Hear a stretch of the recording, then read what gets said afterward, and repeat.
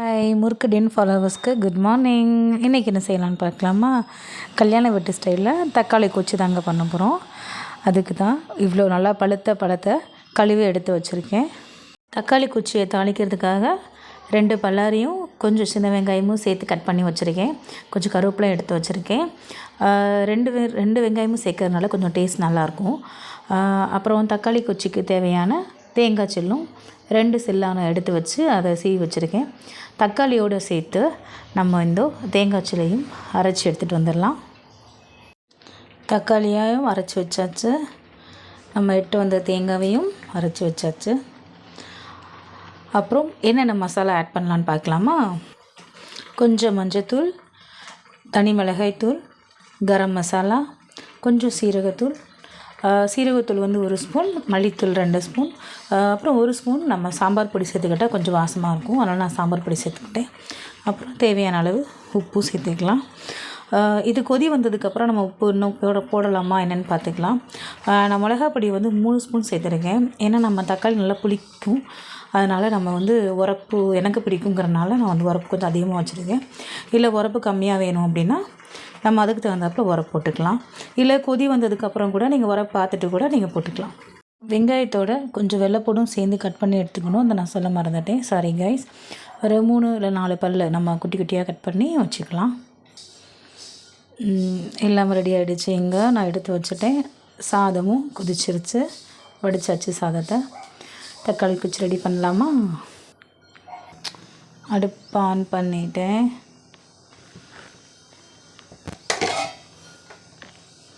நான் கடலெண்ணெய் தான் சூஸ் பண்ண போகிறேன்.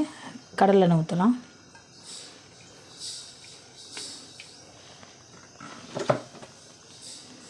கொஞ்சம் எண்ணெய் காஞ்சதும் வாசத்துக்காக நம்ம பட்டை அன்னாச்சி பூ சேர்க்கலாம். எண்ணெய் காஞ்சிருச்சு. நான் பட்டையும் அன்னாச்சி பூவும் போட்டேன். போட்டதுக்கப்புறம் இது கடுகு பருப்புலாம் தாளிக்க வேண்டியது கிடையாது. நம்ம டைரெக்டாக வெங்காயம் இதெல்லாம் போட்டு தாளிச்சிடலாம்.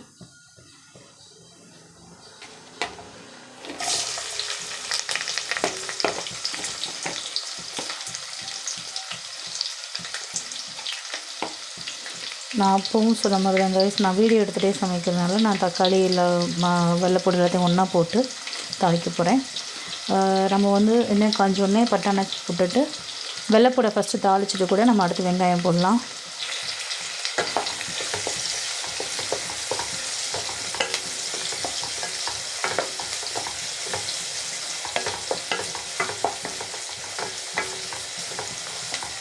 வெங்காயம் நல்லா வதங்கட்டும். வதங்கினதுக்கப்புறம் நம்ம அரைச்சி வச்சுருக்கிற இந்த தக்காளி, இந்த மசாலா எல்லாத்தையுமே ஒன்றா சேர்த்து ஆட் பண்ணிடலாம். வெங்காயம் நல்லா வதங்கிருச்சு.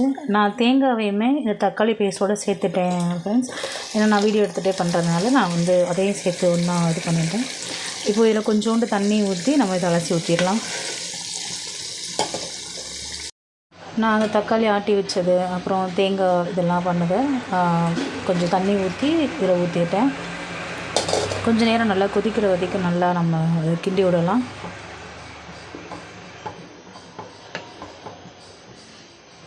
நம்ம மசாலா இதெல்லாம் போட்டிருக்கோம் கைஸ். நம்ம அதனால் நல்லா ஒரு கொதி வந்ததுக்கப்புறம் நீங்கள் அதை டேஸ்ட் பார்த்தா தான் உங்களுக்கு அது உப்பு கரெக்டாக இருக்கா, வரப்பெல்லாம் உங்களுக்கு ஓகேவா அப்படின்னு தோணும். அதனால் நல்ல ஒரு கொதி வரட்டும். நம்ம வெயிட் பண்ணலாம் ஒரு 10 நிமிஷம் வரைக்கும். வேகமாக கொதிக்கணும்னு நினச்சிங்கன்னா நம்ம மூடி போட்டு நம்ம க்ளோஸ் பண்ணிக்கலாம். ஓப்பன் பண்ணி பார்க்கலாமா? நல்லா எவ்வளோ முறை விட்டுட்டு வருதுன்னு பாருங்க. கொதிச்சுட்டு வருது. சாரி, தட்டைக்கீழே போட்டேன். இது கொதிச்சா மட்டும் போதாதுப்பா மக்களே, நல்லா ஒரு கட்டியாக நமக்கு வரணும். எண்ணெய் விட்டு நம்ம ஊற்றிருக்கோம் பார்த்தீங்களா, ஃபஸ்ட் நம்ம தாளிக்கிறதுக்காக எண்ணெய் ஊற்றணும்ல, அந்த எண்ணெய் எல்லாமே பிரிஞ்சு வந்துடும். அது வரைக்கும் நம்ம இதை நம்ம வச்சுருக்கணும். அப்போ தான் நம்ம கல்யாண வீட்டிலலாம் வைப்பாங்க பார்த்தீங்கன்னா, இலையில வச்சோன்னே அப்படியே எண்ணெய் அப்படியே மிதக்கும். அந்த மாதிரி இது ஆகும். அதனால் நல்லா கொதித்து அது வற்றி நம்ம எண்ணெய்லாம் பிரிஞ்சு வர வரைக்கும் வெயிட் பண்ணணும். வெயிட் பண்ணலாமா? இந்த ஸ்டேஜில் நீங்கள் கொதிக்கிறப்போ உப்பு வரப்பு எல்லாம் நீங்கள் பார்த்துக்கலாம். நான் எதுவும் பார்க்கல மக்களே. ஏன்னா சரியாக இருக்கும் அப்படிங்கிற மாதிரி எனக்கு தோணும். நான் கரெக்டாக போட்டிருக்கேன் அப்படின்ட்டு. அதனால் நான் எதுவும் பார்க்கல. ஏன்னா எப்போ உரப்பு அதிகமாக தான் போடுவேன், அதனால் வந்து நான் திரும்பி செக் பண்ணலை.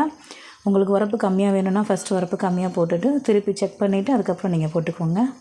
இந்த தக்காளி குச்சியை நம்ம ஒயிட் ரைஸ் வச்சு சாப்பிட்லாம், பால் சோறுக்கும் நல்லாயிருக்கும், சப்பாத்திக்கும் சூப்பராக இருக்கும், தோசை நம்ம எது கூடனாலும் அதை வச்சு நம்ம சாப்பிட்லாம், சூப்பராக இருக்கும். ஒயிட் ரைஸோட பிணைஞ்சி சாப்பிடும்போது நம்ம அப்பளம் சுட்டு சாப்பிட்லாம், இல்லைனா உருளைக்கிழங்கு ஃப்ரை பண்ணி சாப்பிட்லாம், செம்ம டேஸ்ட்டாக இருக்கும்.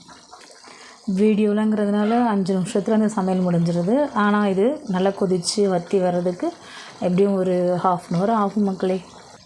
சில பேர் வந்து எனக்கு நல்லா வற்றி வந்துருச்சு ஆனால் எண்ணெய் விட்டு வரல அப்படின்னா ஒன்றும் இல்லை, நீங்கள் சிம்மில் போட்டுருங்க. சிம்மில் போட்டுட்டு இன்னும் ஒரு கொஞ்சம் எண்ணெய் ஊற்றி நீங்கள் சிம்மில் வச்சிங்க அப்படின்னா அந்த எண்ணெய் நல்லா விட்டு வரும். எப்போவுமே நல்லா நம்ம குழம்பு கொதித்து அது வற்றுற ஸ்டேஜில் நம்ம எப்போவுமே சிம்மில் போட்டு அதை கொதிக்க விட்டால் தான் அந்த எண்ணெய்லாம் பிரிஞ்சு வரும், அப்போ தான் டேஸ்ட் சூப்பராக இருக்கும். எண்ணெய் தெரியுதா மக்களே, கொஞ்சம் நம்ம கொதித்து வந்தோடனே எவ்வளோ எண்ணெய் அப்படி லைட்டாக வருது பார்த்திங்களா. இதுதான் நம்ம இன்னும் நல்லா வற்றிருச்சு அப்படின்னா இன்னும் நல்லா எண்ணெய் பிரிஞ்சு நம்மளோட கரண்டிலே அப்படி ஒட்டாது, நம்ம எடுக்கும் போது நல்லா சூப்பராக இருக்கும். நான் இன்றைக்கி நல்லெண்ணெய் யூஸ் பண்ணியிருக்கேன். நல்லெண்ணெய்லையும் நல்லா நம்ம பண்ணலாம், இதை சூப்பராக இருக்கும், வாசமாக இருக்கும். இப்போ இந்த கொதிக்கிறப்போ ஒரு கலர் இருக்கா, ஆனால் நம்ம எண்ணெய் விட்டு வந்ததுக்கப்புறம் பார்த்திங்கன்னா கலரே ஒரு ரெட்டிஷாக சூப்பராக இருக்கும். பாருங்கள் அந்த சலன்னு கொதிக்கிற சத்தம் நல்லா இருக்கா. நான் இன்னும் ஆனால் சிம்மில் போடலை மக்களே, கொஞ்சம் தண்ணி கொஞ்சம் அதிகமாக ஊற்றிட்டேன் போல், அதனால் கொஞ்சம் இன்னும் கட்டியாக கொஞ்சம் நேரம் ஆகும். அதனால் நான் ஃபுல்லில் தான் வச்சுருக்கேன். கொஞ்சம் நம்ம கட்டியானதுக்கப்புறம் நான் சிம்மில் போட்டு எண்ணெய் விட்டு வர வச்சிடலாம்.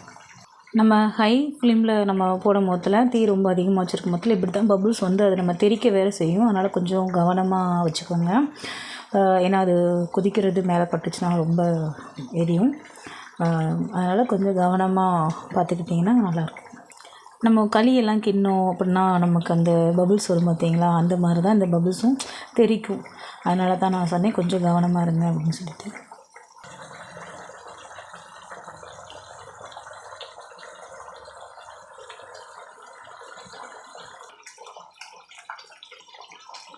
கையில் படாமல் கிண்டுங்க, இது அப்படியே பபுள்ஸ் வந்து நல்லா தெரிக்கும். பார்த்திங்களா நான் எவ்வளோ நேரம் வச்சுருக்கேன்னு, இன்னும் வந்து தண்ணி கொஞ்சம் வற்றணும். இதுக்கு மேலே என்னால் சமாளிக்க முடியல மக்களே, ஏன்னா நம்ம இந்த பபுள்ஸ் எல்லாமே தெரித்து அடுப்பெல்லாம் பழது, நானும் தொடச்சிட்டே நிற்கிறேன். அதனால தான் சிம்மில் போட்டேன். சிம்மில் போட்டு ஒரு நம்ம 1/2 ஹவர் கழிச்சு பார்க்கலாம்.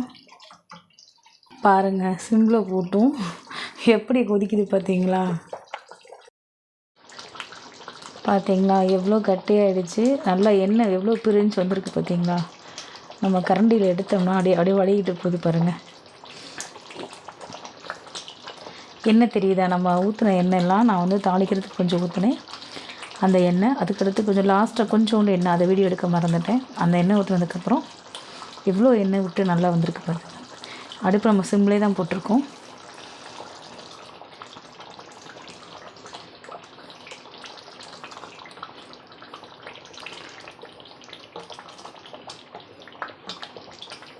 நான் சொன்னேன்ல ஃபஸ்ட்டு எல்லோ கலரில் இருக்கும், அதுக்கடுத்து நம்ம எண்ணெய் விட்டு பிரிஞ்சிருக்கோம், எவ்வளோ ரெட் கலரில் இருக்குது பார்த்தீங்களா. கலர் நல்லா இருக்குல்ல. இதை நம்ம சாதத்தோடு சாப்பிடும்போது செம்மையாக இருக்கும். நம்ம குழம்பு ரெடி ஆகிடுச்சு, அடுப்பு ஆஃப் பண்ணிடலாம்.